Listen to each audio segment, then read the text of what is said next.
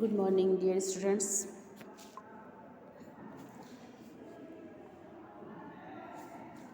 आज हम लोग पढ़ेंगे पार्ट 14 निर्मल ग्राम। निर्मल ग्राम जैसा कि नाम से स्पष्ट हो रहा है कि निर्मल यानी साफ़ सुथरा और ग्राम मतलब गांव, यानी गांव को हमें साफ़ सुथरा कैसे रखना है। बहुत सारे ऐसे लोग हैं जो गांव में काफ़ी गंदगियाँ रखते हैं, शहरों में भी काफ़ी गंदगियाँ दिखती हैं, लेकिन गांव में ऐसा होता है कि लोग उस कचरे को जो है आसपास के एरियो में ही फेंक देते हैं, गड्ढे वगैरह में फेंक देते हैं, जिससे तरह तरह की गैसें, गंदी गैसें बनती हैं जो हमारे लिए नुकसानदेह होती हैं, हमें तमाम बीमारियों से ग्रस्त करती हैं। तो हमारा ये कर्तव्य बनता है कि हम अपने गांव और आसपास के जो एरिए हैं, सड़क हैं, उन सबको साफ़ सुथरा रखें। तो आज हम पढ़ेंगे निर्मल ग्राम। निर्मल ग्राम यानी हमें अपने गांव को कैसे साफ़ सुथरा रखना है। आजकल आप देख रहे होंगे कि गांव में प्रौढ़ शिक्षा अभियान भी बहुत चल रहा है। प्रौढ़ शिक्षा यानी जो बूढ़े लोग हैं जिनको साफ़ सफाई के बारे में और भी बहुत सारी चीज़ों के बारे में पता नहीं है, तो उन लोगों को ये जानकारी देने के लिए, उनको शिक्षा देने के लिए प्रौढ़ शिक्षा अभियान चलाया जा रहा है। तो आज हम इसमें देखेंगे कि एक पढ़ा लिखा इंसान और एक प्रौढ़ शिक्षा यानी बूढ़े लोगों में क्या फ़र्क होता है। कभी कभी हम ये भी देखते हैं कि एक पढ़ा लिखा इंसान भी ऐसी हरकत कर जाता है जो एक अनपढ़ इंसान नहीं करता है। साफ़ सफाई पे पढ़ा लिखा इंसान इतना ध्यान नहीं देता है जितना अनपढ़ इंसान देता है। तो इस पार्ट में हम कुछ ऐसा ही पढ़ेंगे। इसमें बहुत सारे चरित्र हैं। देखिए, ननकू है, बुधराम है, शक्ति है और रथिया है। इस तरीके से बहुत सारे कैरेक्टर्स हैं। हम लोगों ने इसको क्लास में भी 2 बार पढ़ा था, बट आज मैं आपको एक बार और इसको पढ़ाऊँगी। तो देखिए, बुधराम और शक्ति सिंह हैं, ये जो है काफ़ी बूढ़े हो चुके हैं और ये कंधे पर बस्ता लटकाए हुए प्रौढ़ शिक्षा केंद्र जा रहे हैं। तभी रास्ते में उन्हें एक युवक ननकू मिलता है। तो वो ननकू कहता है कि अरे वाह, क्या बात है, कहाँ जा रहे हो। तो बुधराम कहता है कि दिन में भी दिखाई नहीं देता क्या। तो शक्ति, कभी कभी आपने ये भी देखा होगा कि कुछ लोग देख कर भी पूछते हैं कि क्या कर रहे हो, क्या खा रहे हो, कहाँ जा रहे हो, सब कुछ देख रहे हैं फिर भी पूछ रहे हैं। तो इस तरीके का सवाल ननकू ने भी किया और ननकू पढ़ा लिखा इंसान है, लेकिन उसने जब ऐसे सवाल किया तो बुधराम ने कहा कि दिन में भी दिखाई नहीं देता क्या। तो शक्ति बोलता है कि देख कर भी नहीं समझा तो हमारे साथ चल। ननकू बोला, देख भी लियो और समझ भी लिया कि तुम दोनों कहाँ जा रहे हो। बुधराम पूछता है कि फिर पूछा क्यों। शक्ति कहता है, भाई ये भी उन लोगों में से जो खाते हुए आदमी से पूछते हैं क्यों भाई खा रहे हो, पीते हुए आदमी से पूछते हैं क्यों भाई पी रहे हो। तो बुधराम कहता है कि भगवान ने आंखें दी हैं तो देख कर बोलो। फिर शक्ति कहता है कि कान दिए हैं तो ढंग से सुनो। अब हम लोग घर पे इसको पढ़ेंगे। आप लोग इस वक्त अभी घर पर हैं, तो क्लास में भी मैंने कई लोगों को लेकर के इस पाठ को पढ़ाया था, और आप लोग घर पर हैं तो घर पर भी कई लोगों को ले लीजिए और उसके बाद इसको पढ़िए एक नाटक की तरह से, तो बहुत अच्छा लगेगा आपको पढ़ने में। तो देखिए, बुधराम कहते हैं कि मुंह दिया है जिससे सही और सटीक बोलो। शक्ति, और दिमाग। बुधराम, जो इसमें है ही नहीं। शक्ति, दिमाग का सदुपयोग करो, सोचो समझो फिर बोलो। सदुपयोग यानी सही इस्तेमाल करना। फिर ननकू कहता है कि हाथ जोड़कर कहता है कि भाइयों माफ़ कर दो, गलती हो गई। इतना कहकर वो पान की ईख थूकता है। अब वहीं पे थूक देता है, वो पान खाता रहता है। तो बुधराम कहता है, वाह उस्ताद, अपने घर में भी ऐसे ही थूकते हो क्या। तो ननकू कहते हैं, ये तो सड़क है, इसका क्या बिगड़ेगा। कुछ लोग अपने घर को तो साफ़ सुथरा रखते हैं, लेकिन जो दूसरों की जगह होती है उनको गंदा बना के रखते हैं। तो एक बात समझ लीजिए कि जो अच्छे दिलो दिमाग का होता है, जो अच्छे लोग होते हैं, सफाई पसंद लोग होते हैं, वो अपने घर के साथ साथ अपने आसपास के एरिया और जहाँ जाते हैं वहाँ पर भी सफाई का ध्यान देते हैं। तो बुधराम कहता है, वाह उस्ताद, अपने घर में भी ऐसे ही थूकते हो क्या। तो ननकू कहता है, ये तो सड़क है, इसका क्या बिगड़ेगा। शक्ति, अबे कमकल, माना कि सड़क का कुछ नहीं बिगड़ेगा किंतु गंदगी तो होगी ही। तभी जो है एक लड़की उधर आती है और वो केले का छिलका वहीं पर फेंक देती है। तो बुधराम कहता है, ये तेरी बहन है क्या। ननकू कहता है, नहीं तो, पर तुमने क्यों पूछा। शक्ति कहता है, क्योंकि जैसे तुमने सड़क पर थूका वैसे ही इसने भी सड़क पर छिलका फेंक दिया। तो क्या हुआ। रदिया कहती, तो क्या हुआ, सफाई कर्मचारी आएगा, कचरा उठा कर ले जाएगा। तभी ननकू कहता है, हाँ उसे क्या, उसे तो ग्राम पंचायत इसी काम की तनख्वाह देती ही है। बुधराम वाह वाह, क्या विचार हैं आपके। शक्ति फिर कहता है कि तुम्हें दूसरों की जिम्मेदारी के बारे में तो खूब पता है, लेकिन अपने नहीं पता। फिर रधिया कहती है कि अब इसमें तुमसे अपनी जिम्मेदारी सीखनी पड़ेगी। तो देखा आपने कि किस तरीके से एक पढ़े लिखे और एक अनपढ़ लोगों में फ़र्क होता है कि पढ़े लिखे लोग होकर भी सब कुछ जान भी रहे हैं, लेकिन वो ये सोचते हैं कि सबके काम निर्धारित है तो वो अपना काम करेगा, मैं क्यों ऐसा करूँ, मैं गंदगी नहीं करूँगा तो सफाई कहाँ से होगी। उनके जहन में ये बात, उनके दिमाग में ये बात है कि अगर मैं गंदगी नहीं करूँगा तो सफाई कहाँ से होगी। तभी रधिया कहती है कि अब हमें तुमसे अपनी जिम्मेदारी सीखनी पड़ेगी। फिर ननकू कहता है क्या बुरे दिन आ गए, ये अनपढ़ हमें सिखाएंगे अब। तो शक्ति कहता है यही तो बात है कि तुम पढ़े लिखे होकर भी अनपढ़ हो, और हम बुधराम कहता है कि और हम अनपढ़ होकर भी तुम जैसों को पढ़ा रहे हैं। फिर शक्ति कहता है कि जिस तरह ग्राम पंचायत की जिम्मेदारी है, उसी तरह हमारी भी जिम्मेदारी है कि हम कचरा निर्धारित स्थान पर ही फेंकें। बुधराम कहता है कि घर में जिस तरह हम साफ़ सफाई रखते हैं वैसे ही बाहर भी साफ़ रहने दें। घर पे शक्ति कहता है कि घर के बेकार पानी की निकासी सोख्ता गड्ढा या घर के बाग बगीचे में करें।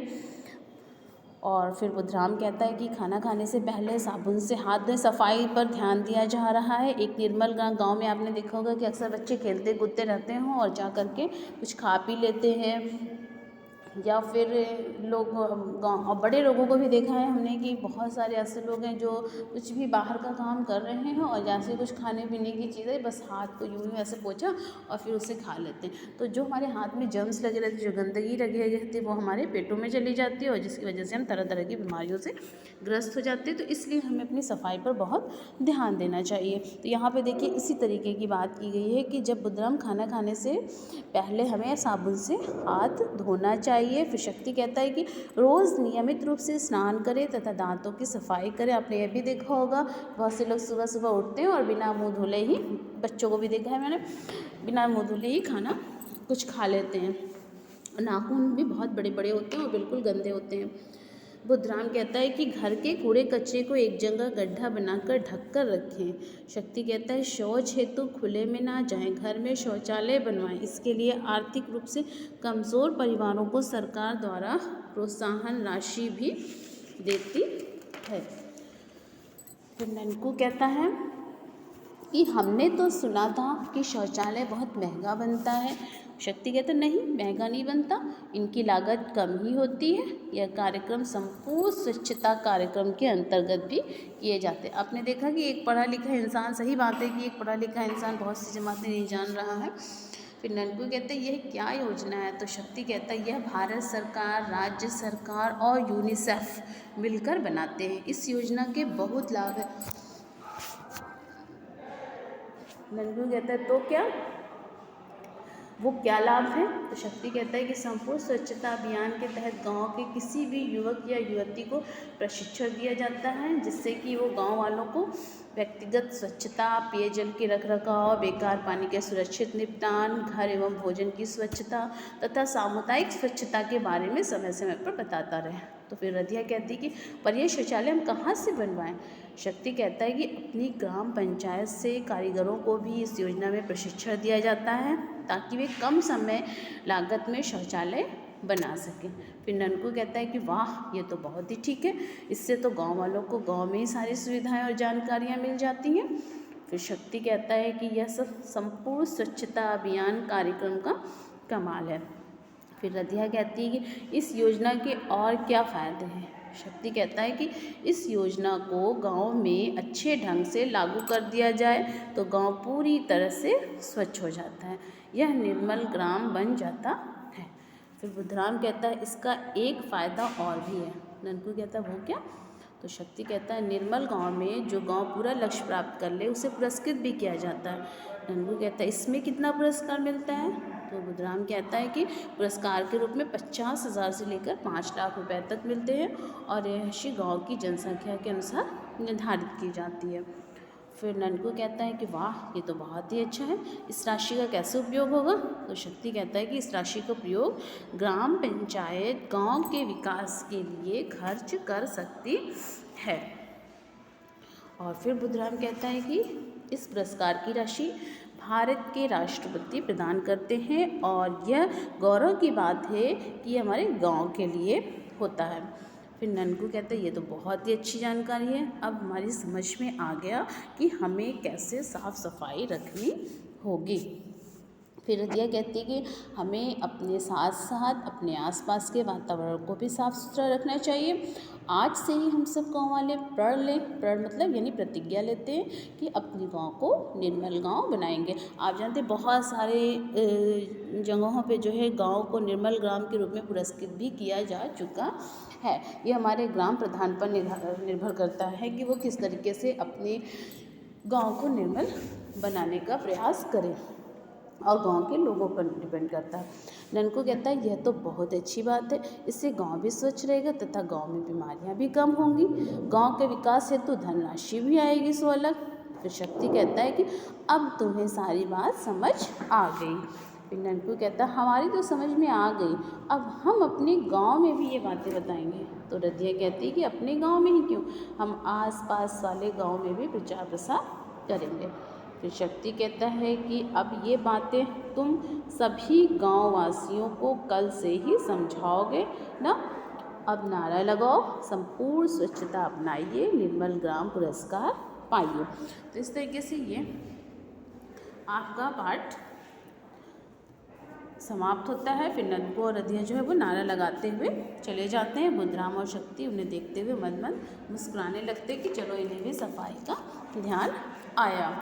तो ये आपका पाठ समाप्त होता है और इसको आप ध्यान से घर में इसको पढ़ेंगे। इसका शब्दार्थ आप कॉपी में कर लेंगे और इसकी जो एक्सरसाइज है यानी मौखिक प्रश्न है, यानी देखिए इधर, देख कर भी नहीं समझा तो हमारे साथ चल किसने कहा, ये शक्ति ने ननकू से कहा था। और फिर आपका है कि बुद्धराम ने मुंह में कैसा बोलने को बात कही, बुद्धराम ने मुंह से सही और सटीक बोलने की बात कही। फिर खाना खाने से पहले क्या करना चाहिए, खाना खाने से पहले हमें हाथ को साबुन से धुलना चाहिए। निर्मल ग्राम के इनाम की राशि को कौन खर्च कर सकता है, निर्मल ग्राम के इनाम की राशि को ग्राम पंचायत गांव के विकास के लिए खर्च कर सकता है। वैकल्पिक प्रश्नों को आप करेंगे कि कंधे पर बस्ता लटकाए प्रौढ़ शिक्षा केंद्र कौन जा रहे थे, तो बुद्धराम और शक्ति जा रहे थे। इस तरीके से और भी एक्सरसाइज है आपकी कि सड़क पर छिलका किसने फेंका था, तो रदिया ने फेंका था। निर्मल गांव में किस गांव को पुरस्कृत किया जाता है, जो गांव पूरा लक्ष्य प्राप्त कर ले। और निर्मल गांव के इनाम की राशि ग्राम पंचायत को कौन प्रदान करता है, भारत के राष्ट्रपति। फिर आपका सही और गलत का प्रश्न है, इसको आप कर लेंगे। ओके, तो ये आपका पार्ट पूरा हो जाएगा।